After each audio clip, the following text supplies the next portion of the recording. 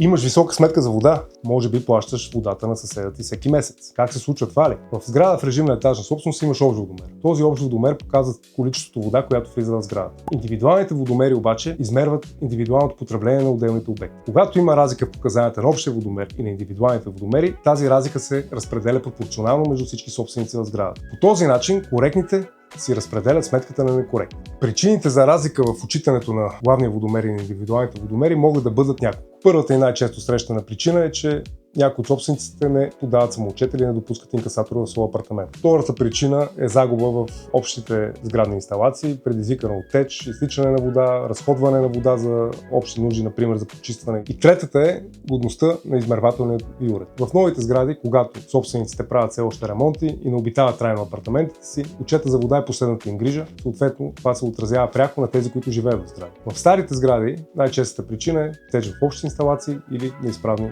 водомерни уреди. Има няколко решения на тези проблеми. На първо място, най-доброто и най-бързото решение е да убедите всички собственици в сградата да сменят своите измервателни уреди с такива с дистанционно отчитане. По този начин не е необходимо осигуряване на присъствие или даване на самоотчет, а представителя на Софийска вода отчита уредите дистанционно без да влиза във вашите имоти. Така показанията са реални и всеки заплаща спрямо това, което е разходно. В случай обаче, че няма съгласие в етажната собственост всички измервателни уреди да бъдат сменени, тогава това, което трябва да направите е да засечете кой от вашите съседи не си подава показания. Това може да бъде извършено по следния начин. Изготвяте мотивирано искане към Софийска вода, в което оператора да ви даде информация какви са показанията от последните няколко отчета. Когато има нулеви показания или виждате тенденциозно, че обитаем апартамент заплаща едни и същи сметки за вода и съответно количеството, което разходва еднакво всеки месец, тогава има някакъв проблем. Решението е във вашия домоуправител. След като поиска справката, той трябва да проведе разговор с некоректните собственици и да ги убеди, че е добре да се подават своите показания на време, за да може да има справедливост за вашата сграда. Ние в Образцов ход правим това всекидневно и спомагаме на нашите клиенти